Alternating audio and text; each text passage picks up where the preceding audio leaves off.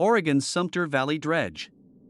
In 1862, gold was discovered in this valley nestled in the Elkhorn mountain range.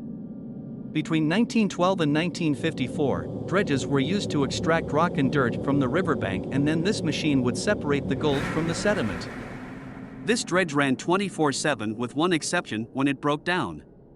When this happened, especially in the middle of the night, things got scary. In 1918, Chris Rowe, while greasing the dredge's gears, was sucked in and crushed to death. Years later, when the second of the three dredges was brought in to replace the first, the gears from the first one were transferred to the new machine. Rowe's ghost, who had been spotted by a workman in the hull of the first machine, was said to follow the old gears into the new mechanism, for his ghost was now seen in this new dredge. In the 1940s, a mechanic named Joe Bush worked on the dredge. He was the second man who was killed while working on this machine. His ghost is the one connected to most stories told today about the haunted third dredge. Workmen in the Sumpter Valley in the 1940s and 50s state that Joe's ghost would move their tools and eat their forgotten lunches.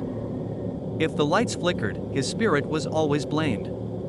Most disturbing of all was the fact that his wet, bare footprints were often spotted on the dredge's various decks. All this activity, according to old-timers Wes Dickinson and Norm Hansen, who worked on the dredge in the 40s and 50s, caused such a ruckus that men refused to work at Sumpter. They state the scariest times were when the dredge would break down at night, then the lights would go out. Two men made up the night crew.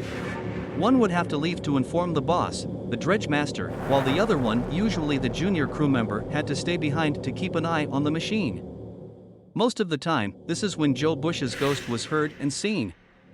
The Oregon Parks and Recreation Department have preserved this area as a heritage site.